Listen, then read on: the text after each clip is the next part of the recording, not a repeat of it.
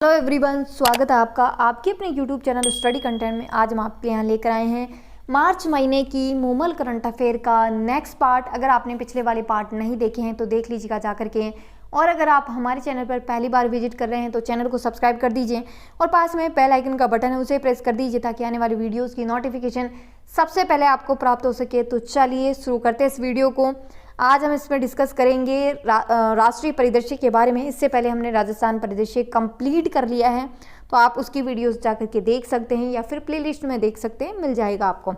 तो चलिए शुरू करते हैं। इसमें फर्स्ट क्वेश्चन है कि 21 से 22 फरवरी 2025 को सोल लीडरशिप कॉन्क्लेव 2025 का जो संस्करण है उसका आयोजन कहाँ किया गया है? तो भारत मंडपम नई दिल्ली में किया गया है। Soul leadership conclave 2025 Bharat Mandapam Nai Delhi में इसका आयोजन किया गया है। अब ये क्या कुछ चीज़ें हैं इनके बारे में पूरा देख लेते हैं, ताकि आपको जो है इसका एक क्वेश्चन जो है जब आप पूरी डिटेल पढ़ते हो ना किसी चीज़ के बारे में तो वो लॉन्ग टाइम तक याद रहता है आपको। तो इसके बारे में पूरा ही पढ़ लेते हैं। 21 फरवरी 2025 को प्रधानमंत्री नरेंद्र मोदी ने भारत मंडपम जो कि नई दिल्ली में सोल यानी कि school of ultimate leadership conclave 2025 का उद्घाटन किया है, जो विकसित भारत के लिए नेतृत्व विकास में एक महत्वपूर्ण कदम है। यह कार्यक्रम विभिन्न क्षेत्रों में भविष्य के नेताओं को तैयार करने पर केंद्रित है, जिससे वे रणनीतिक निर्णय लेने, अनुकूलनशीलता और समस्या समाधान दृष्टिकोण जो है विकसित कर सकेंगे। सोल एक जो आपका जो सोल है वो एक समर्पित कैंपस गिफ्ट सिटी गुजरात के पास स्थापित किया जाएगा, जहां पर विश्व स्तरीय नेतृत्व प्रशिक्षण जो है वहां पर प्रदान किया जाएगा। तो याद रखना, soul leadership conclave Bharat Mandapam Nai Delhi, और ये सोल का एक समर्पित जो कैंपस है वो गिफ्ट सिटी गुजरात में स्थापित किया जाएगा। नेक्स्ट क्वेश्चन है इसमें कि केंद्र सरकार ने कौशल विकास की 3 योजनाओं को एकीकृत करके किस रूप में संचालित करने का फैसला किया है? यानी कि इन तीनों योजनाओं को एकीकृत कर एक जगह करके जो है central sector of skill India programme इस रूप में संचालित करने का जो है फैसला किया है। तो आपकी 3 योजनाएं जो है एक जगह होगी, और वो 3 योजनाएं कौन कौन सी होगी तो उनके बारे में भी डिस्कस करेंगे। तो केंद्र सरकार ने अपनी कौशल विकास की जो 3 योजनाएं हैं उनको मिलाकर के स्किल इंडिया प्रोग्राम बनाने का फैसला किया है। जो एक केंद्रीय योजना होगी प्रधानमंत्री कौशल विकास Yojana 4.0, Pradhanmantri national apprentice promotion scheme MPNAPS और जन शिक्षण संस्थान JSS योजना अब central sector scheme of skill India programme में शामिल की गई है। Central sector scheme of skill India programme 2025 से अगले 3 वर्षों के लिए लागू रहेगा। नेक्स्ट क्वेश्चन है इसमें कि देश का AI कंप्यूट पोर्टल, अब ये क्या चीज़ है? तो सरकार ने India AI compute portal launch करने जा रही है। सरकार, केंद्रीय मंत्रालय ने और राज्य सरकारों समेत प्रमुख स्टेक होल्डर्स इस प्लेटफॉर्म के जरिए कंप्यूट क्षमता का अनुरोध कर सकेंगे। India AI mission eligible users के लिए जो है करीब 40% कंप्यूटिंग लागत को कवर करेगा। इस मिशन में 14,000 जो ग्राफिक्स प्रोग्राम जो प्रोसेसिंग यूनिट है GPU के जरिए जो है शेयर्ड कंप्यूटर रिसोर्सेज की सुविधा देगा। इनमें Yotta data services, E2E networks और टाटा कम्युनिकेशन जो है ये इसमें शामिल होगी। करीब 70% जो है GPU हाई कैपेसिटी वाले मॉडल होंगे, जबकि बाकी जो 30% है वो कम क्षमता वाले या पुरानी जनरेशन के आधार पर होंगे। सबसे अधिक कंप्यूट कैपेसिटी है वो योटा डेटा सर्विसेज देगी, जो कि कितनी देगी तो 9,216 GPU देगी। नेक्स्ट है कि संशोधन वक्फ विधेयक 2024, अब ये क्या चीज़ है? तो संशोधन विधेयक अगस्त 2024 में लोकसभा में पेश किया गया। संयुक्त संसदीय समिति JPC को जो है भेजा गया। बिल में 14 संशोधन किए गए। उसके बाद 27 फरवरी 2025 को केंद्रीय मंत्रिमंडल की इसको मंजूरी मिल गई। संसद की आगामी सत्र में जो संशोधित बिल है वो पेश किया जा सकता है। और आपका जो ये वक्फ संशोधन विधेयक संयुक्त संसदीय समिति, इसके अध्यक्ष कौन है? तो जगदम्बिका पाल थे इसके अध्यक्ष। और देश में एक चुनाव की जो बात चल रही है उसकी संयुक्त संसदीय समिति के अध्यक्ष PP चौधरी, और ये काफ़ी इंपॉर्टेंट है। आपकी देश की एक चुनाव संयुक्त संसदीय समिति के जो अध्यक्ष है PP चौधरी हैं। नेक्स्ट इसमें कि प्रधानमंत्री फसल बीमा योजना 9 वर्ष इसके पूर्ण हो चुके हैं और ये काफ़ी इंपॉर्टेंट चीज़ हो जाती है क्योंकि इसमें सारी डेट वगैरह सब कुछ दिया गया होता है। तो 18 फरवरी 2016 को आपकी ये जो योजना है प्रधानमंत्री फसल बीमा योजना ये शुरू की गई थी और ये किसानों की जो फसलें होती हैं उनको प्राकृतिक रूप से खतरा हो जाता है, उनके बचाव के लिए, वो खराब ना हो उन सब के लिए जो है उन सब चीज़ों को मद्देनज़र रखते हुए ये योजना लॉन्च की गई थी। पुनर्गठित मौसम आधारित फसल बीमा योजना मौसम सूचकांक पर आधारित है। इसकी टैगलाइन है मेरी पॉलिसी मेरे हाथ, ये इसकी टैगलाइन है। मृदा स्वास्थ्य कार्ड जो कि 19 फरवरी 2015 को सूरतगढ़ गंगानगर से ये शुरू की गई थी। योजना का 1 दशक पूरा हो गया है। नेक्स्ट इसमें सुपर फास्ट न्यूज़ है, इसके बारे में डिस्कस कर लेते हैं। Invest Madhya Pradesh global summit जो कि भोपाल में आपका इसका आयोजन होता है। 2 दिन में 26.61 लाख करोड़ के MOU संपन्न हुए हैं। वंतारा को मिला, ये देखिए वंतारा जो है काफ़ी चर्चा में रहता है, न्यूज़ में हो या यूट्यूब पे हो, ये वंतारा की काफ़ी वीडियोस देखी भी होगी आपने। सो इसको थोड़ा ध्यान दे लेना कि वंतारा को, क्योंकि वंतारा सबको पता है कहाँ है, जामनगर गुजरात में है और अनंत अंबानी इसके जो है मतलब इसको चला रहे हैं वो अनंत अंबानी हैं। तो बात करें वंतारा की, तो वंतारा को अभी प्राणी मित्र राष्ट्रीय पुरस्कार ये इनको मिला है। गुजरात के जामनगर में स्थित अनंत अंबानी के वंतारा को केंद्र सरकार के द्वारा राष्ट्रीय प्राणी पुरस्कार से जो है सम्मानित किया गया है। ये जो पुरस्कार है जो है वंतारा के अंतर्गत आने वाले राधे कृष्ण मंदिर हाथी कल्याण ट्रस्ट को हाथियों के बचाव, उपचार और आजीवन उनकी देखभाल करने के लिए जो है ये पुरस्कार इनको दिया गया है। नेक्स्ट है और इम्पोर्टेंट है राष्ट्रीय विज्ञान दिवस जो कि 2025 कब मनाया गया, तो 28 फरवरी को राष्ट्रीय विज्ञान दिवस मनाया गया। इसकी थीम है वैश्विक अनुसंधान, इसकी थीम है वैश्विक अनुसंधान नवाचार में भारतीय युवाओं को विकसित भारत के लिए वैश्विक नेतृत्व हेतु सशक्त बनाना, ये इसकी थीम है। नेक्स्ट है कि जो संसद की कार्यवाही होती है अब इसको 6 और भाषाएं हैं उनमें उपलब्ध करवाने के लिए जो है शुरू किया गया है इसमें कि संसद की जितनी भी कार्यवाही हैं वो 6 और भाषाओं में स्टार्ट हो। ठीक है, इससे पहले जो है इनमें संस्कृत है, उर्दू है, बोडो है, डोगरी, मैथिली और मणिपुरी इसमें शामिल है। इससे पहले जो है हिंदी, अंग्रेजी और इसके अलावा जो 10 और भाषाएं हैं उनमें जो है आपकी कार्यवाही पहले से ही उपलब्ध करवाई जा रही है। नेक्स्ट और काफ़ी इम्पोर्टेंट है, मोस्ट इम्पोर्टेंट है कि महाराष्ट्र में देश की पहली AI यूनिवर्सिटी स्थापित होगी। महाराष्ट्र में देश की पहली AI यूनिवर्सिटी स्थापित होगी।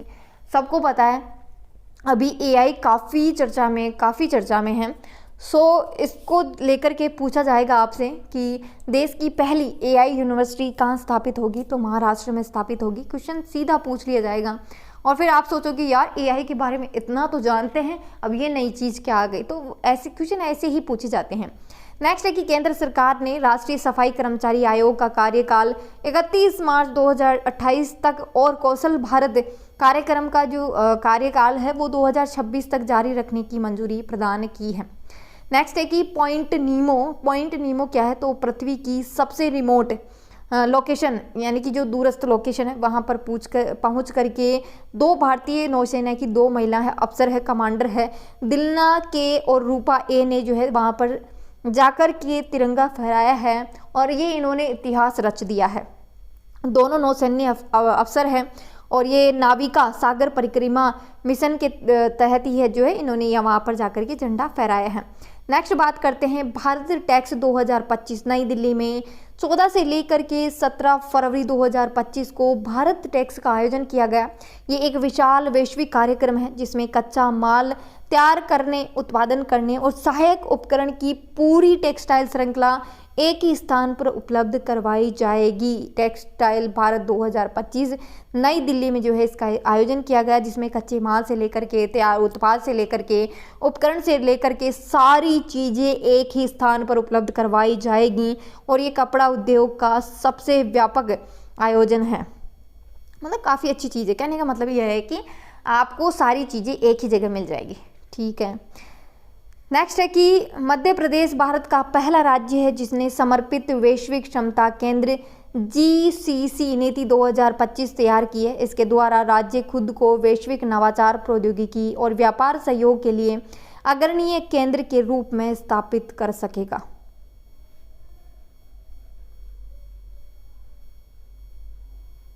नेक्स्ट क्वेश्चन है कि RBI के गवर्नर है शक्तिकांत दास को प्रधानमंत्री का प्रधान सचिव नियुक्त किया गया है और इम्पोर्टेंट है। सीधा क्वेश्चन पूछे जाएगा कि शक्तिकांत दास को सब जानते हैं, शक्तिकांत दास का नाम सब जानते हैं, काफ़ी लोगों की तो ज़बान पे ही होगा और याद होगा, बट इनसे रिलेटेड ये जो क्वेश्चन है ना कि इनको प्रधानमंत्री का सचिव नियुक्त किया गया, ये थोड़ा अजीब सा क्वेश्चन नहीं हो गया? तो वो ये अजीब सा क्वेश्चन पूछ लिया जाएगा आप लोगों से। नेक्स्ट क्वेश्चन है कि भारत ऊर्जा सप्ताह 2025 ये क्या है? तो यशोभूमि नई दिल्ली में तीसरे भारत ऊर्जा सप्ताह की शुरुआत प्रधानमंत्री नरेंद्र मोदी ने 11 फरवरी 2025 को अपने वीडियो संदेश के माध्यम से की है। ये 11 से 14 फरवरी को मनाया गया। ये दुनिया का दूसरा सबसे बड़ा ऊर्जा कार्यक्रम है भारत ऊर्जा सप्ताह 2025। कहाँ पर? यशोभूमि नई दिल्ली में तीसरे ऊर्जा सप्ताह की शुरुआत की गई। नेक्स्ट है कि कैप्टन इशिता को मिला देश का पहला EPL। बात करते हैं कैप्टन इशिता भार्गव को देश का पहला electronic personal licence for pilot मिला है। भारत चीन के बाद ये लाइसेंस जारी करने वाला दुनिया का दूसरा देश बन गया है। जो है इससे होगा क्या कि कमर्शियल जो पायलट है अब मोबाइल पर भी जो है ये लाइसेंस रख सकेंगे। नेक्स्ट और इम्पॉर्टेंट है कि 12 मार्च 2025 को मॉरिशस का राष्ट्रीय दिवस मनाएगा। इसमें मोदी जी मुख्य अतिथि रहेंगे। नेक्स्ट है कि उत्तर प्रदेश विधानसभा भारत की पहली अनुवाद सुविधा लागू करने वाली विधायी संख्या बनी है। नेक्स्ट क्वेश्चन है कि भारतीय बीमा विनियामक विकास प्राधिकरण हैदराबाद ने बीमा अधिनियम 1938 की सीमा के लिए दिनेश कुमार खारा की अध्यक्षता में 7 सदस्यीय समिति का गठन फरवरी 2025 में किया है। नेक्स्ट क्वेश्चन है कि advantage Assam 2.0 summit act east policy से जुड़ा असम का निवेश सम्मेलन है ये, जिसका उद्घाटन प्रधानमंत्री नरेंद्र मोदी ने 26 फरवरी 2025 को किया। नेक्स्ट क्वेश्चन के बारे में हम डिस्कस करते हैं। नेक्स्ट इसमें जनवरी 2025 की करंट अफेयर है, वो भी आपकी राष्ट्रीय करंट अफेयर है और इनके बारे में डिस्कस करते हैं। तो 14 फरवरी 2025 को भारतीय अंतरिक्ष अनुसंधान संगठन है इसरो के नए अध्यक्ष कौन बने हैं? तो वी नारायण बने हैं। कौन बने हैं? वी नारायण बने हैं और काफ़ी इम्पोर्टेंट है। इसरो चर्चा में रहती है, हर कोई जानता होगा, पहले तो नहीं जानता था। आज से अगर देखो तो आज से लगभग 6 साल पहले इसरो को कोई नहीं जानता था, बहुत कम मतलब जानते थे, बट रेयर जानते थे। अभी बहुत कुछ चीज़ें हम देखते भी हैं, न्यूज़ में भी पढ़ते हैं, सुनते भी हैं। तो ये ज़रूर पढ़ जाना इनके बारे में कि इनके जो अध्यक्ष है वी नारायण बन गए हैं। और सबको पता है कि पहले एस सोमनाथ इसके अध्यक्ष थे, तो अभी जो है वी नारायण को इसरो का नया प्रमुख बनाया गया है। वी नारायण महेंद्रगिरी तमिलनाडु में स्थित इसरो के तरल प्रणोदक केंद्र के निदेशक रहे हैं। ये केंद्रीय मंत्रिमंडल की नियुक्ति समिति ने वी नारायण को इसरो का अध्यक्ष और अंतरिक्ष विभाग के सचिव के तौर पर नियुक्त का जो है अनुमोदन किया है। उनकी नियुक्ति 2 वर्षों के कार्यकाल के लिए की गई है और इसरो की जो स्थापना है 15 अगस्त 1969 को विक्रम साराभाई के नेतृत्व में की गई थी। तो इस लाइन को थोड़ा ध्यान रखना।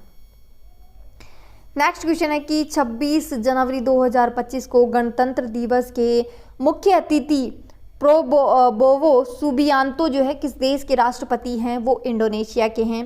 प्रोबोवो सुबियांतो कौन है? प्रोबोवो सुबियांतो इंडोनेशिया के राष्ट्रपति है। देखिए ये क्वेश्चन पूछा जाएगा क्योंकि मुझे इतना एग्जैक्ट तो याद नहीं है कि किसी एग्ज़ाम में पूछा गया था, बट पीछे एक बार एग्ज़ाम हुआ था शायद 2-3 साल पहले, तो उसमें एग्जैक्ट क्वेश्चन पूछा गया था। मतलब ये तो नहीं था क्योंकि इंडोनेशिया के तो अभी बने, उस टाइम पे मुझे याद नहीं कि कौन था, पर उस टाइम की करंट अफेयर में वो वाला क्वेश्चन पूछा गया था। तो इस पर थोड़ा ध्यान दे जाना, ठीक है, क्योंकि पूछ लिया जाए क्या है पता। तो 76वां गणतंत्रता दिवस समारोह हमने मनाया 26 जनवरी 2025 को। मुख्य अतिथि के रूप में इंडोनेशिया के राष्ट्रपति प्रेबोवो सुबियांतो रहे हैं। देखिए इससे डायरेक्ट क्वेश्चन भी पूछ लिया जाएगा कि जी इंडोनेशिया के वर्तमान में राष्ट्रपति कौन है, प्रोबोवो सुबियांतो। फिर आप सोचोगे कि अब क्या एक एक की राष्ट्रपति भी याद करें क्या हम, है ना, तो वो ऐसे ही पूछना है क्वेश्चन, ठीक है। भारत और इंडोनेशिया के मध्य 3800 करोड़ रुपए की सुपरसोनिक क्रूज मिसाइल डील पर भी जो है चर्चा हुई है। इंडोनेशिया ने भारत से ब्रह्मोस मिसाइल सिस्टम खरीदने में जो है रुचि दिखाई है। फिलीपींस के बाद इंडोनेशिया दूसरा देश होगा जिसने भारत से ब्रह्मोस मिसाइल खरीदने का सौदा किया है और ये डील अभी अंतिम चरण पे है, यानी कि डील पक्की सी मानी जाएगी, मतलब अंतिम चरण पे है तो लगभग पक्की है। नेक्स्ट क्वेश्चन है कि 13 दिसंबर 2024 को भारतीय रिजर्व बैंक RBI के गवर्नर किन्हें नियुक्त किया गया, तो संजय मल्होत्रा को, ठीक है। शक्तिकांत दास का कार्यकाल पूरा हो गया है और शक्तिकांत दास को क्या बनाया गया, अभी आप लोग ये कमेंट करो। अभी मैंने पढ़ाया जस्ट ही, अगर आपको याद है, ध्यान से सुना होगा तो याद होगा, अगर नहीं सुना होगा तो याद नहीं होगा। तो अपनी कैपेसिटी चेक करिए कि आप कितना जो है शांत होकर के, कितना एकाग्र होकर के इन चीज़ों को सुनते हैं, देखते हैं। तो आप लोग बताइए, ये पक्का मतलब मैं ये चेक करना चाहती हूँ कि कितने स्टूडेंट हैं जो सीरियसली इस चीज़ को सुन रहे हैं। देखिए, अगर आप चीज़ों को टाइम दे रहे हो, ज़रूरी नहीं है कि आप मेरे से ही पढ़ो, किसी भी और से पढ़ सकते हो, या कुछ भी जो भी पढ़ रहे हो आप उसको थोड़ा सा ध्यान से पढ़ा करो, क्योंकि जब आप टाइम दे ही रहे हो तो यूँ मान के चलिए कि फिर आधा अधूरा नहीं देना है, तो फिर पूरा टाइम देना है। मतलब ऐसे कि जब तक टाइम दिया, जैसे चाहे 10 मिनट ही पढ़ो, बट उसको फिर इतना ध्यान से पढ़ो कि उस 10 मिनट में पढ़ी गई चीज़ आपके दिमाग में छप जानी चाहिए, ठीक है। तो 13 दिसंबर 2024 को भारतीय रिजर्व बैंक के नए गवर्नर नियुक्त किए गए हैं संजय मल्होत्रा। RBI के 26वें गवर्नर बने हैं और इनका जो कार्यकाल है वो 3 वर्ष के लिए इनको नियुक्त किया गया है। इन RBI की जो स्थापना है 1 अप्रैल 1935 को हुई थी। राष्ट्रीयकरण 1 जनवरी 1949 को इसका मुख्यालय मुंबई में जो है वो स्थापित किया गया। मंत्रिमंडल की नियुक्ति समिति ने उनके नाम को मंजूरी प्रदान की थी। संजय मल्होत्रा बीकानेर राजस्थान के मूल निवासी है और 1990 बैच के IAS राजस्थान कैडर के IAS हैं। देखिए, आपके संजय मल्होत्रा राजस्थान से, ठीक है। तो राजस्थान के एग्ज़ाम में ये क्वेश्चन पक्का आने वाला है। ये कौन से नंबर के बने हैं, 26वें नंबर के। RBI के बारे में पूछ लेंगे, इसकी स्थापना 1 अप्रैल 1935 को। इनफैक्ट संजय मल्होत्रा कहाँ से रिलेटेड है, जिला बीकानेर से रिलेटेड है। याद रखना, बीकानेर बीकानेर बीकानेर, क्योंकि ये क्वेश्चन पता ही है, आप सब याद कर जाओगे, मतलब सब चीज़ें याद कर लोगे, पर पता है लास्ट में कहाँ धोखा खाओगे, ये बीकानेर में, क्योंकि आप ये चीज़ याद करके नहीं जाओगे। आप सोचोगे कि इससे तो क्या ही पूछा जाएगा, बट ये धोखा मत करना, क्योंकि वहाँ बैठा हुआ जो आदमी है ना, वो एग्ज़ाम लेने के लिए वो पक्का है ना, ये सोच के बैठा है कि मुझे है ना बच्चों को पास नहीं करना, फेल करना है, इसलिए जो है वो क्वेश्चन ऐसा ही पूछेगा। नेक्स्ट है कि राष्ट्रीय मानवाधिकार आयोग का नया अध्यक्ष 30 दिसंबर 2024 को किसे नियुक्त किया गया है, तो न्यायमूर्ति V रामा सुब्रमण्यम को नियुक्त किया गया है। मोस्ट इम्पोर्टेंट है, अगर आपके सिलेबस में राष्ट्रीय मानवाधिकार आयोग या राज्य मानवाधिकार आयोग लगता है तो मैं रिक्वेस्ट करती हूँ आप लोगों से, इसको ज़रूर एक बारी ही सही, बट आज अगर इसको अभी पढ़ा है ना, तो इसको वीडियो को कंप्लीट होने के बाद आप इस चीज़ को एक बारी ही रीडिंग मार लेना, राष्ट्रीय मानवाधिकार और राज्य मानवाधिकार आयोग के बारे में ज़रूर से मार लेना, क्योंकि यहाँ से सीधा क्वेश्चन पूछ लिया जाएगा।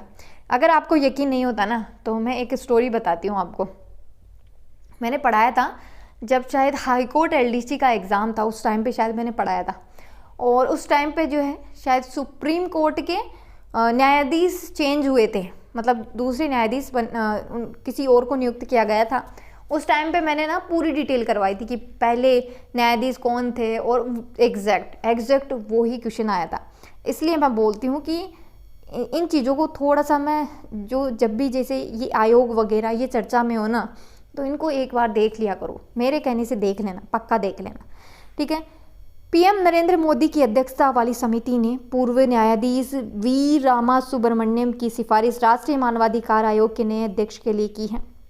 राष्ट्रपति द्रौपदी मुर्मू ने इनकी जो नियुक्ति तिथि है वो 3 वर्ष के लिए इनको नियुक्त किया गया है। इसके जो सदस्य हैं आपके मानवाधिकार आयोग के, और वो पूर्व न्यायाधीश विद्युत रंजन सारंगी प्रियंका कानूनगो नए सदस्य बने हैं। एनएचआरसी जो है आप में इसमें एक अध्यक्ष और 5 सदस्य होते हैं। आयोग में एक महिला सदस्य होती है और इनका जो कार्यकाल है वो 3 साल या 70 वर्ष की आयु जो भी पहले हो।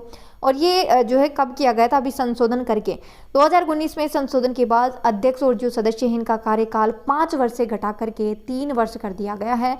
और इसमें याद रखना जो आपकी एक महिला होती है ना, प्रियंका कानूनगो बनी है एक महिला सदस्य, तो इनका नाम भी पूछा जा सकता है क्योंकि करंट में है तो पूछ लेंगे। नेक्स्ट क्वेश्चन है कि 18 दिसंबर 2024 को एक देश एक चुनाव विधेयक पर विचार करने के लिए गठित संसद की संयुक्त कमेटी जेपीसी का अध्यक्ष किसे बनाया गया है, तो पीपी चौधरी क्योंकि सांसद है। देखिए अभी पीछे डिस्कस किया था, ये वाली लाइन है ना। 17 दिसंबर 2024 को लोकसभा में एक देश एक चुनाव विधेयक पेश किया गया। यह बिल केंद्रीय कानून मंत्री अर्जुन मेघवाल ने 129वें संविधान संशोधन बिल के रूप में पेश किया है। मोस्ट इम्पॉर्टेंट है। मैं आपको एक और इसका ये जो संशोधन है उसी से रिलेटेड एक और चीज़ बताती हूँ कि शायद 20 या 21 में एक तो कोई संशोधन हुआ था, मुझे याद तो नहीं है, बट एक तो कोई संशोधन हुआ था उस टाइम पे 20 या 21 में, है ना। उस टाइम पे एग्जैक्ट वही संशोधन पूछा गया था, है ना। तो इस चीज़ को याद कर जाना है ना। इसके लिए जो है संसद के नए भवन में पहली बार इलेक्ट्रॉनिक वोटिंग करवाई गई है और जो बिल है, बिल के पक्ष में 273 और विपक्ष में 198 वोट पड़े हैं।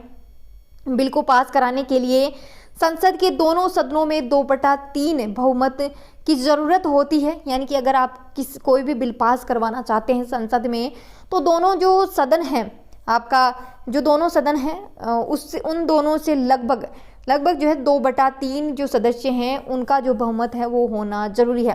बिल में पुडुचेरी, दिल्ली है, जम्मू कश्मीर विधानसभा चुनाव लोकसभा चुनाव के साथ कराने का भी प्रावधान शामिल है। जेपीसी का गठन बिल पर विचार करने के लिए सांसद पीपी चौधरी की अध्यक्षता में 39 सदस्यीय कमेटी का गठन किया गया है। समिति में 27 लोकसभा सांसद और 12 राज्यसभा सांसद है। मोस्ट इम्पोर्टेंट पहली चीज़ तो कि देश में एक चुनाव का करवाने के लिए कौन मतलब किसकी अध्यक्षता में कमेटी गठित की गई है, तो पीपी चौधरी की अध्यक्षता में कमेटी गठित की गई है। ये जो कमेटी है वो कितने सदस्यीय कमेटी है, तो 39 सदस्य हैं, 40 नहीं है 39 है, यानी कि 40 में एक कम है। ऑप्शन में मिलेगा आपको 38, 39, 40, है ना। फिर आप कंफ्यूज हो जाओगे साला 40 था कि 38 था, है ना। तो फिर ये थोड़ा कर जाना इसको, है ना। इसमें 12 लोकसभा सांसद है और 27 लोकसभा सांसद है और 12 राज्यसभा सांसद है। ये भी पूछ लेंगे, इनका कोई भरोसा नहीं है, यूँ करके पूछ रहे आपसे कि 27 लोकसभा सांसद प्लस 12 राज्यसभा सांसद बराबर 39 जो है सदस्य हैं इसमें। फिर आप जो है इसमें क्या टिक करोगे, तो वैसे भी पूछा जा सकता है। इससे पूर्व वन नेशन वन इलेक्शन का जो एजेंडा है तैयार करने के लिए पूर्व राष्ट्रपति रामनाथ कोविंद की अध्यक्षता में समिति बनाई गई थी। इसका जो क्रियान्वयन के जो चरण है, एक साथ चुनाव की व्यवस्था को 2 चरणों में लागू करने की सिफारिश। पहला चरण लोकसभा और राज्यसभा विधानसभाओं के चुनाव एक साथ करवाना। दूसरे चरण में लोकसभा और राज्य विधानसभाओं के चुनाव को 100 दिन के भीतर नगर पालिकाओं और पंचायतों के चुनाव के साथ ही करवाना। तो ये कुछ चीज़ें जो है की गई हैं। मतदाता सूची आपकी है, सरकार के सभी 3 चरणों के लिए एकल मतदाता सूची और एकल मतदाता सूची बनाने की जो है इसमें सिफारिश की गई है। नेक्स्ट क्वेश्चन है इसमें कि 21 जनवरी 2025 को साइबर सुरक्षा सहयोग पर बिम्स्टेक विशेषज्ञ समूह की बैठक का आयोजन कहाँ हुई है, तो नई दिल्ली में हुई है। बिम्स्टेक बहुक्षेत्रीय तकनीकी और आर्थिक सहयोग के लिए बंगाल की खाड़ी पहल है। भारत ने दूसरी बार इस बैठक की मेज़बानी की है। इससे पूर्व 2022 में भारत इसकी अध्यक्षता कर चुका है। इसका जो उद्देश्य है ICT के उपयोग में साइबर सुरक्षा को मजबूत करना और बिम्स्टेक सदस्य देशों के बीच समन्वय और सहयोग। नेक्स्ट क्वेश्चन है कि रिलायंस इंडस्ट्रीज के द्वारा दुनिया का सबसे बड़ा डेटा सेंटर कहाँ पर बनाया जा रहा है, तो जामनगर गुजरात में दुनिया का जो है सबसे बड़ा डेटा सेंटर जामनगर गुजरात में। गुजरात के जामनगर में रिलायंस समूह के द्वारा 1 गीगावाट क्षमता का दुनिया का सबसे बड़ा डेटा सेंटर जो है वो स्थापित किया जा रहा है। नेक्स्ट क्वेश्चन है इसमें कि 20 जनवरी 2025 को 85वां अखिल भारतीय पीठासीन अधिकारी सम्मेलन कहाँ आयोजित किया गया है, तो पटना में किया गया है। अखिल भारतीय पीठासीन अधिकारी सम्मेलन का उद्घाटन लोकसभा के अध्यक्ष ओम बिरला इन्होंने किया है। इसकी जो थीम है संविधान की 75वीं वर्षगांठ, संसद और राज्य विधानसभाओं का संवैधानिक मूल्यों को मजबूत करने में योगदान, ये इसकी थीम है। नेक्स्ट क्वेश्चन है मोस्ट इम्पॉर्टेंट है, पूर्वी भारत की पहली और देश की छठी खगोलीय वेधशाला का उद्घाटन कहाँ किया गया है, तो गढ़पंचकोटा पुरुलिया जो कि पश्चिम बंगाल में है। गढ़पंचकोटा पुरुलिया जो कि कहाँ पर है, वो पश्चिम बंगाल में है। देखिए यहाँ से काफ़ी इंटरेस्टिंग क्वेश्चन बनेगा, मैं अभी बताऊंगी आपको। भारत की 6 खगोलीय वेधशालाएं हैं, कहाँ कहाँ पर है, लद्दाख में है, नैनीताल में है, माउंट आबू में है, गुरबानी हिल्स जो कि पुणे में है, कवलूर जो कि तमिलनाडु में है, और गढ़पंचकोटा जो कि कहाँ पर है, पश्चिम बंगाल में है। पहली चीज़ तो ये जितने नाम दिए गए ना, गुरबानी हिल्स, कवलूर, आपकी गढ़पंचकोटा, ये इनके राज्य याद कर जाना, पक्का याद कर जाना राज्य इनके। और मोस्ट इम्पॉर्टेंट आपसे डायरेक्ट क्वेश्चन ऐसा पूछा जाएगा कि देश में जो है 6 खगोलीय वेधशालाएं हैं, जिनमें से राजस्थान में कहाँ पर है, ये क्वेश्चन बनेगा सीधा। अगर पक्का जो है ये क्वेश्चन आने वाले एग्जाम्स में बनेगा, पक्का बनने वाला है। नेक्स्ट क्वेश्चन है कि किस राज्य ने देश में पहली बार 27 जनवरी 2025 को समान नागरिक संहिता को लागू किया है, तो उत्तराखंड ने किया है। उत्तराखंड के मुख्यमंत्री है पुष्कर सिंह धामी ने 27 जनवरी 2025 को यूसीसी पोर्टल को लॉन्च करके राज्य में समान नागरिक संहिता को लागू कर दिया गया है। ये सभी धर्मों को, जो धर्मों के लोग हैं उन सभी पर लागू होगी, जबकि प्रदेश की 2.50% अनुसूचित जनजाति है उन पर लागू नहीं होगी ये समान नागरिक संहिता। ठीक है, इसमें खास प्रावधान किया गया है, बहुविवाह बंद कर दिया जाएगा, तलाक की अनुमति कोर्ट से होगी, हलाला प्रथा और अपराध है ये सारी चीज़ें बंद होगी, लिव इन के लिए रजिस्ट्रेशन होगा, पति जो संपत्ति पर जो है बेटे और बेटी का बराबर हक होगा, शादी का रजिस्ट्रेशन अनिवार्य होगा, शादी की न्यूनतम आयु जो है युवक और युवती की 18-21 की गई है।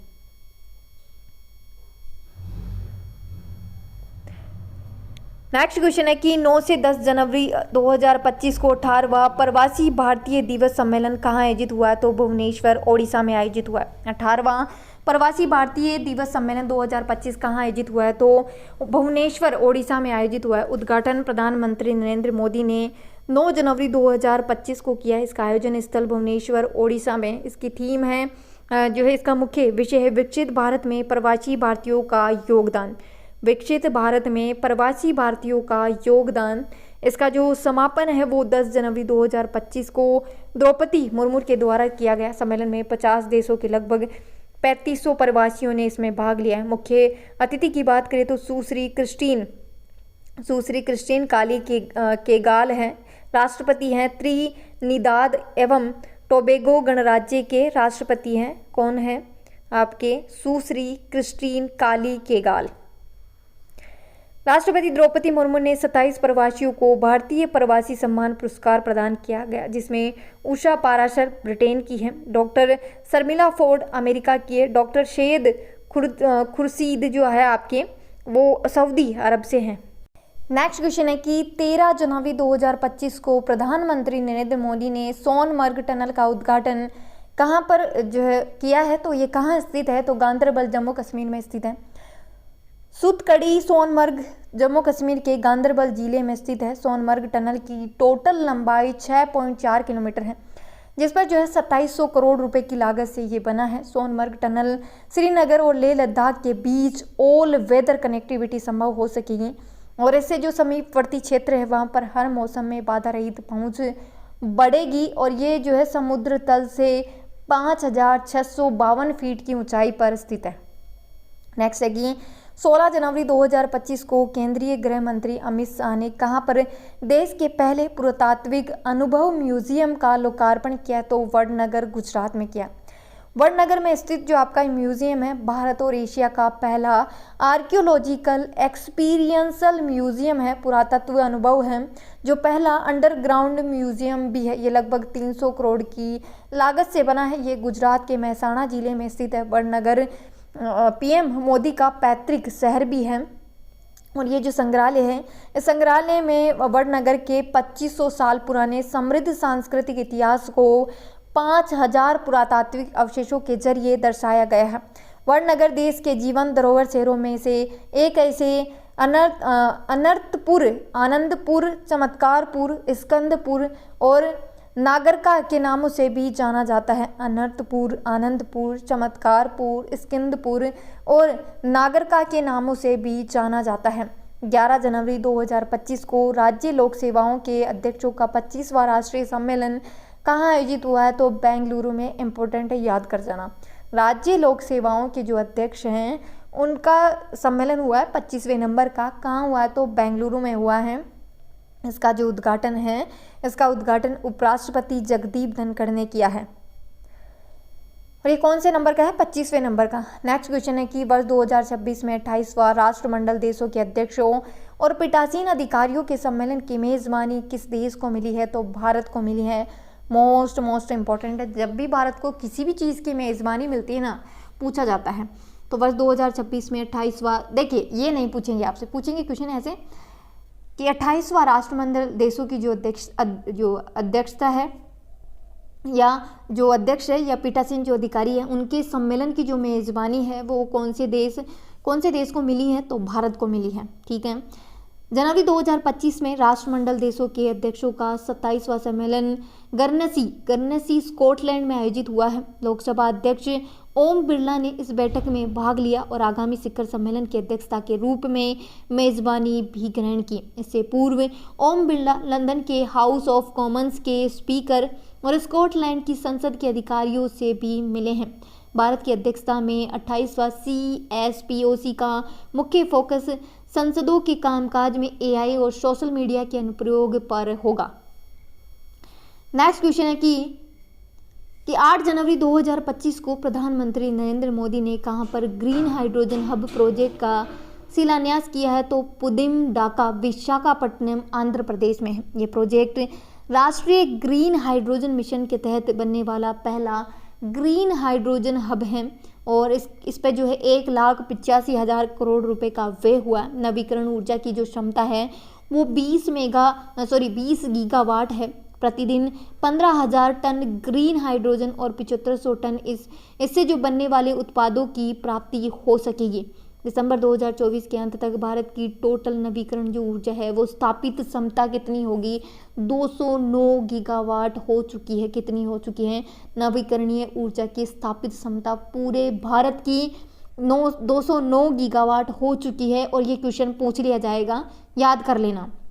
जो पिछले वर्ष की तुलना में 15.84% की वृद्धि दर्ज की गई। सर्वाधिक वृद्धि सौर ऊर्जा में की गई है, जो कि 24.54 गीगावाट की वृद्धि हुई है। कुल स्थापित क्षमता 97.86 गीगावाट है। दूसरे नंबर पे है पवन ऊर्जा, जिसमें 7.64% की वृद्धि दर्ज की गई है। के साथ ही 48.61 गीगावाट की जो है इसकी क्षमता, स्थापित क्षमता है। थर्ड में है बायो एनर्जी है, 11.35% की जो है इसमें वृद्धि दर्ज की गई है। नेक्स्ट क्वेश्चन है कि ग्लोबल फायर पावर इंडेक्स 2025 में भारत की रैंकिंग क्या है? तो चौथी रैंकिंग पे है भारत। USA, रूस, चीन के बाद भारत दुनिया का सबसे बड़ा सैन्य शक्ति वाला देश है और 145 देशों में भूटान न्यूनतम रैंकिंग पे और पाकिस्तान 12वें स्थान पे है और भारत की रैंकिंग चौथे स्थान पे है। इससे पहले जो है तो कौन है? USA है, रूस है, चीन है और इनके बाद जो है भारत है। ये पूछा जाता है, काफ़ी इम्पोर्टेंट है। नेक्स्ट है कि 6 जनवरी 2025 को कहाँ पर एशिया का सबसे बड़ा सेलो वेब बेसिन अनुसंधान केंद्र खोला गया? तो IIT मद्रास में खोला गया है। भारतीय प्रौद्योगिकी संस्थान मद्रास IIT मद्रास ने एशिया का सबसे बड़ा सेलो वेब बेसिन अनुसंधान केंद्र खुला है। ये केंद्र IIT मद्रास से लगभग 36 किलोमीटर दूर थाईयूर स्थित है। डिस्कवरी सैटेलाइट कैंपस में है। यह केंद्र भारतीय बंदरगाह, जलमार्गों और जो तटीय इंजीनियरिंग की जो चुनौतियां हैं उनके समाधान देने में जो है सक्षम है। और ये एक मल्टी डायरेक्शनल सेलो वेव बेसिन है जो जटिल तरंग और धारा के बीच परस्पर प्रक्रियाओं पर भी काम कर सकता है। ठीक है। नेक्स्ट है कि 5 जनवरी 2025 को प्रधानमंत्री मोदी ने नमो भारत ट्रेन के किस खंड का शुभारंभ किया? तो न्यू अशोक नगर से साहिबाबाद। न्यू अशोक नगर से साहिबाबाद। भारत दुनिया का तीसरा सबसे बड़ा जो है मेट्रो नेटवर्क वाला देश बन गया है। दुनिया का तीसरा जो है सबसे बड़े मेट्रो नेटवर्क वाला देश बन गया है भारत, तीसरे नंबर पे है। पीएम मोदी ने दिल्ली की एनसीआर की न्यू अशोक नगर से साहिबाबाद मेट्रो रेल खंड का भी शुभारंभ किया है। इससे दिल्ली एनसीआर के जो यात्री है मेरठ तक का सफर कर सकेंगे। ये यात्रा मात्र 40 मिनट में पूरी हो सकेगी। नेक्स्ट क्वेश्चन है कि लंदन की क्यूएस संस्थान ने भविष्य में आवश्यक कौशल यानी कि फ्यूचर स्किल इंडेक्स के लिए 16 जनवरी 2025 को जारी की गई रैंकिंग में भारत को कौन सा स्थान दिया है? तो दूसरा स्थान दिया। क्यूएस की इस रैंकिंग में अमेरिका शीर्ष पर और भारत दूसरे स्थान पर है। ये रैंकिंग संस्था के द्वारा पहली बार जारी की गई है। रिपोर्ट के अनुसार 4 प्रमुख बिंदुओं पर इसमें ध्यान दिया गया है। तो skills fit, academic readiness, future of work, economic transformation के आधार पर इसका मूल्यांकन किया गया है। नेक्स्ट क्वेश्चन है कि ग्रामीण भारत महोत्सव 2025 इसका जो आयोजन है वो नई दिल्ली में किया गया है और मोदी जी ने इसका उद्घाटन किया। इसकी थीम है विकसित भारत 2047 के लिए एक प्रतिस्कंदी ग्रामीण भारत का निर्माण करना। इसका आदर्श वाक्य है गांव बढ़े तो देश बढ़े। नेक्स्ट है कि श्रम एवं रोजगार मंत्रालय और इंटरनेशनल सोशल सिक्योरिटी एसोसिएशन के संयुक्त तत्वाधान में टेक्निकल सेमिनार का आयोजन 20 से 21 जनवरी 2025 को कहाँ किया गया? तो यशोभूमि इंटरनेशनल कन्वेंशन सेंटर नई दिल्ली में किया है। सेमिनार में एशिया और पैसिफिक रीजन के 31 देशों के 40 एक्सपर्ट वर्कर्स की सामाजिक सुरक्षा से जुड़े मुद्दों पर चर्चा हुई है। ये seminar world bank, ILO, UN India के साथ साथ भारत सरकार के वित्त मंत्रालय, नीति आयोग, स्वास्थ्य मंत्रालय की संयुक्त भागीदारी में हुआ है। नेक्स्ट क्वेश्चन है कि प्रधानमंत्री जन आरोग्य योजना, अब ये क्या है? तो प्रधानमंत्री जन आरोग्य योजना के तहत 8.5 करोड़ से ज़्यादा लोगों को 1.2 लाख करोड़ का मुफ्त इलाज मिल चुका है। 2018 में शुरू ये दुनिया की सबसे बड़ी स्वास्थ्य बीमा योजना जो है वो बन चुकी है। इसके तहत जो है गरीब और निम्न मध्यम वर्ग के जो परिवार हैं इनको हर साल 5 लाख रुपए तक का मुफ्त इलाज मिलता है। ये योजना है वो शहरी और ग्रामीण दोनों इलाकों के जो ज़रूरतमंद परिवार हैं उनको आर्थिक सहायता प्रदान करती हैं। 29 जनवरी 2025 तक तमिलनाडु में सबसे ज़्यादा लोग इस योजना का लाभ उठा चुके हैं, जहां 90.39 लाख लोगों को मुफ्त इलाज मिला है। इसके बाद कर्नाटक है और उसके बाद राजस्थान है। तो राजस्थान कौन से नंबर पे है? राजस्थान तीसरे नंबर पे। और राजस्थान में कितने? 57.41 लाख। 57.41 लाख, रट जाना ये डेटा, 57.41 लाख राजस्थान वाला। ठीक है। फिर केरल है आपका, फिर आंध्र प्रदेश, फिर गुजरात का स्थान है। लक्षद्वीप में सबसे कम सिर्फ 780 लोगों ने इस योजना का लाभ लिया है। तो कितना है? सबसे कम वाला याद करके जाना भाई।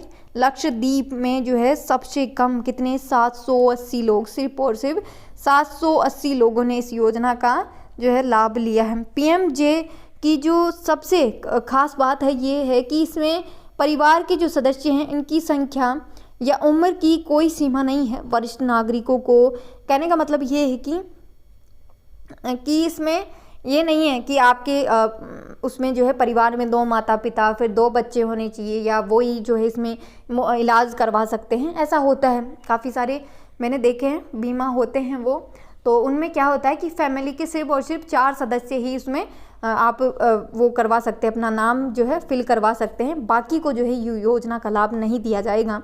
तो इसमें ऐसा होता है, बट इसमें कोई लिमिटेशन नहीं है। इसमें मतलब जितने लोग हैं उतनों को दिया जा रहा है। वरिष्ठ नागरिकों को बेहतर जो स्वास्थ्य सुविधाएं देने के लिए प्रधानमंत्री नरेंद्र मोदी ने 29 अक्टूबर 2024 को आयुष्मान वय वंदना योजना जो है शुरू की है। ये जो नई योजना के तहत जो बुजुर्ग है 70+ आयु के, उनको हर साल अलग से 5 लाख तक का जो है मुफ्त इलाज मिलेगा। नेक्स्ट क्वेश्चन है कि केंद्र सरकार ने राष्ट्रीय स्वास्थ्य मिशन को आगामी कितने वर्षों के लिए बढ़ाया है? तो 5 सालों के लिए बढ़ाया है राष्ट्रीय स्वास्थ्य मिशन को अब 31 मार्च 2030 तक। मोस्ट इम्पोर्टेंट, कब तक बढ़ाया है? 31 मार्च 2030, 31 मार्च 2030 तक। नेक्स्ट क्वेश्चन है इसमें कि 7 जनवरी 2025 को केंद्रीय गृह मंत्री अमित शाह ने इंटरपोल की तर्ज पर वांछित अपराधियों की जानकारी हासिल करने के उद्देश्य से किस पोर्टल को लॉन्च किया है? तो भारत पोल पोर्टल को। भारत पोल पोर्टल लॉन्चिंग 7 जनवरी 2025 को किया। ये जो आपका इंटरपोल है, इसकी तर्ज पर विकसित इस पोर्टल की मदद से जांच अधिकारी एक क्लिक पर वांछित जो अधिकारी हैं उनकी जानकारी हासिल कर सकेंगे। इस पोर्टल का जो इस्तेमाल है वो सीबीआई को आधिकारिक वेबसाइट के जो है जरिए किया जा सकेगा और यह अपनी तरह का जो है पहला पोर्टल होगा जो केंद्रीय एजेंसियों के साथ साथ राज्यों और केंद्र शासित प्रदेशों की पुलिस को आपराधिक मामलों में रियल टाइम में अंतर्राष्ट्रीय सहयोग के लिए अनुरोध भेजने में भी मदद करेगा। पोर्टल के जरिए देश की जो एजेंसियां हैं उनको रियल टाइम में जो है जानकारी हासिल हो सकेगी। नेक्स्ट क्वेश्चन है कि मार्च 2025 से सड़क दुर्घटना में घायल व्यक्ति के लिए केंद्र सरकार के द्वारा प्रदान की जाने वाली दुर्घटना सहायता 1.5 लाख रुपए है। केंद्रीय सड़क परिवहन मंत्री हैं नितिन गडकरी। इन्होंने देश की किसी भी श्रेणी की सड़क पर मोटर वाहन के उपयोग से होने वाली दुर्घटनाओं के लिए कैशलेस संशोधित योजना लाने की घोषणा की है। इससे पीड़ित दुर्घटना की तारीख 7 दिनों की अवधि के लिए अधिकतम 1.5 लाख रुपए की राशि के इलाज के जो है हकदार होंगे। और 14 मार्च 2024 को सड़क दुर्घटना में कैशलेस उपचार देने के लिए चंडीगढ़ में पायलट प्रोजेक्ट जो है वो शुरू किया गया था। नेक्स्ट क्वेश्चन है कि पीएम ई ड्राइव योजना अब ये क्या है? तो केंद्र सरकार की इस योजना में 2 वर्ष 2025-26 से 26-27 की अवधि में 10,900 करोड़ रुपए जो है वो खर्च होंगे। देश भर में 72,300 ईवी चार्जिंग जो स्टेशन है वो लगाए जाएंगे। सब्सिडी फास्ट चार्जिंग स्टेशन लगाने के लिए 80 से 100% जो है वो प्रदान की जाएगी। और स्कीम में जो है शामिल शहर दिल्ली है, मुंबई है, बेंगलुरु के अलावा टियर 2 और 3 के जो है इसमें भोपाल है, इंदौर है, रायपुर, जयपुर, पटना और उदयपुर इसमें शामिल होंगे। तो याद रख लेना, इसमें राजस्थान के जयपुर और उदयपुर शामिल है। नेक्स्ट क्वेश्चन है इसमें कि 1 जनवरी 2025 को केंद्रीय मंत्रिमंडल की बैठक में प्रधानमंत्री फसल बीमा योजना को किस अवधि तक जारी रखने की मंजूरी प्रदान की है? तो 25-26 तक। केंद्रीय मंत्रिमंडल की बैठक में कुछ इंपॉर्टेंट फैसले लिए गए जिसमें प्रधानमंत्री फसल बीमा की अवधि 25-26 तक बढ़ाए जाने की मंजूरी प्रदान की गई है। 31 दिसंबर 2025 तक केंद्र सरकार के किसानों को डीएपी फर्टिलाइजर का स्पेशल पैकेज दे रही है जिसमें 50 किलो डीएपी का बैग 1350 रुपये में उपलब्ध कराया जाएगा। इससे 3850 करोड़ रुपए का व्यय होगा। नेक्स्ट है कि भारतीय मौसम विभाग का स्थापना दिवस भारत मंडपम में किस तिथि को मनाया गया? तो 15 जनवरी 2025 को। प्रधानमंत्री मोदी ने आईएमडी के 150वें स्थापना दिवस के मौके पर आयोजित कार्यक्रम में विजन 2047 डॉक्यूमेंट जारी किया। इसका लक्ष्य है वर्ष 2047 तक मौसम की 100% सटीक जानकारी देने का लक्ष्य रखा गया है। यानी कि हम मौसम विभाग जो है वो एग्जैक्ट एक्यूरेट जानकारी दे, यानी कि अगर मौसम विभाग ने मैसेज भेजा है या फिर कोई भी जानकारी दी है अपनी वेबसाइट पे कि 10 मिनट बाद बारिश आएगी तो एग्जैक्ट 10 मिनट बाद बारिश आएगी, ऐसा इन्होंने कहा है कि हम इस लेवल पर जाकर के यहाँ पर मौसम विभाग को इस लेवल पर बनाएंगे, इस लेवल पर जाकर के काम करेंगे। पीएम मोदी ने इस अवसर पर मिशन मौसम की शुरुआत की है। मिशन मौसम क्या है? तो मिशन मौसम आईएमडी की जो भविष्यवाणी है, आईएमडी की यानी कि भारतीय मौसम विभाग की जो भविष्यवाणी है, मॉडलिंग, सूचना प्रसार की क्षमताओं को एडवांस बनाने के लिए शुरू किया गया है। ये एक महत्वाकांक्षी मिशन है। इस मिशन में वेदर मॉनिटरिंग टेक्नोलॉजी का उपयोग किया जाएगा जिसमें कि नेक्स्ट जनरेशन रडार सैटेलाइट और हाई परफॉर्मिंग सुपर कंप्यूटर जो है इसमें शामिल होगा। इससे प्राकृतिक आपदाओं से बेहतर तरीके से निपटने में मदद मिलेगी। उजाला योजना किससे संबंधित है और जिसकी 10वीं वर्षगांठ 5 जनवरी 2025 को मनाई गई है? तो एलईडी बल्ब वितरण की।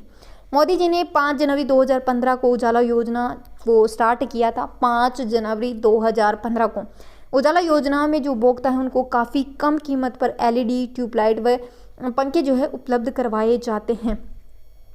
नेक्स्ट क्वेश्चन है कि देखिए, आप लोग कमेंट करिए कि किन लोगों को इस योजना का एक्चुअल में लाभ मिला है या फिर ऐसे ही है ये योजना, ठीक है। नेक्स्ट क्वेश्चन है कि पेट्रोलियम व प्राकृतिक गैस मंत्रालय का वर्ष 2024 का रिव्यू जारी है। तो 7 जनवरी को जारी रिपोर्ट के अनुसार प्रधानमंत्री उज्ज्वला योजना के तहत अब तक 10.33 करोड़ एलपीजी कनेक्शन दिए जा चुके हैं। देश में कुल एलपीजी कनेक्शन है 32.83 करोड़ है और देश में प्रति व्यक्ति खपत है 3.95 केजी प्रति वर्ष है। तो ये इंपॉर्टेंट हो जाता है भाई। नेक्स्ट क्वेश्चन है, इसमें सुपर फास्ट न्यूज़ है, तो देख लो, यहाँ से भी कुछ क्वेश्चन बन जाते हैं इंपॉर्टेंट। उड़ान यात्री कैफ़े, अब ये क्या चीज़ है? तो कोलकाता के नेताजी सुभाष चंद्र बोस अंतर्राष्ट्रीय हवाई अड्डे पर देश का पहला सस्ता फूड आउटलेट उड़ान यात्री कैफ़े काफ़ी लोकप्रिय हुआ है। नेक्स्ट क्वेश्चन है कि कवचम यानी कि Kerala warnings crisis and hazards management system Kerala में दुनिया का सबसे तेज़ आपदा अलर्ट और बचाव सिस्टम कवचम बनाया गया है। ये मौसम बिगड़ने, बाढ़, भूस्खलन की स्थिति 5 मिनट में अलर्ट देगा। लोकपाल दिवस तो जो है 16 जनवरी 2025 को 16वां लोकपाल दिवस मनाया गया। लोकपाल की स्थापना अधिनियम 2013 के तहत 16 जनवरी 2014 में हुई थी। वर्तमान में अध्यक्ष न्यायमूर्ति AM खानविलकर हैं। लोकपाल देखें, ये जो है इसको लोकपाल आपके टॉपिक लगता है पॉलिटी में, इसको पढ़ जाना, मेरे कहने से पढ़ जाना, ज़रूर पढ़ जाना। ज़्यादा नहीं पढ़ो तो ये पढ़ जाना कि लोकपाल हमने कहाँ से लिया है, कौन से देश से लिया है, कब जो है हमने इसकी लोकपाल की जो है स्थापना की, कब ये जो है कार्यरत, मतलब कब जो है ये प्रयोग में आया और कौन है इसके अध्यक्ष है, प्रथम अध्यक्ष कौन है। तो ये इतना तो पढ़ जाना, बस थोड़ा दो चार लाइन पढ़ जाना। पुस्तक how India scaled mount G20 Amitabh Kant. पुस्तक how India scaled mount G20 याद कर लेना भाई, अमिताभ कांत पुस्तक पूछी जाती है। एलैंड मैग्रोव गुनरी स्थल, ये कहाँ पर है? तो गुजरात सरकार ने गुनरी गांव के इस स्थल को राज्य का पहला जैविक विविधता धरोहर जो है घोषित किया है। अखिल भारतीय तकनीकी शिक्षा परिषद ने वर्ष 2025 को कृत्रिम बुद्धिमत्ता यानी कि AI वर्ष के रूप में नामित किया है। 2025 को AI के रूप में, और किसने? अखिल भारतीय तकनीकी शिक्षा परिषद ने। नेशनल स्टार्टअप डे का 9वां संस्करण 16 जनवरी 2025 को मनाया गया। उद्देश्य है उद्यमिता की भावना को विकसित करना। इसका उद्देश्य भारत दुनिया का तीसरा स्टार्टअप इकोसिस्टम है और यहाँ पर 1.59 लाख स्टार्टअप है। तो वीडियो यहीं तक है। वीडियो को ज़्यादा से ज़्यादा लाइक करना है, शेयर करना है, कमेंट करना है। ऐसी और वीडियोस के लिए हमारे चैनल को सब्सक्राइब करना ना भूलें। जय हिंद, जय भारत। और ये आज आपका राष्ट्रीय से जो है वो कंप्लीट हो गया है। आगे जो है हम नेक्स्ट डिस्कस करेंगे अंतर्राष्ट्रीय परिदृश्य में, तो ठीक है।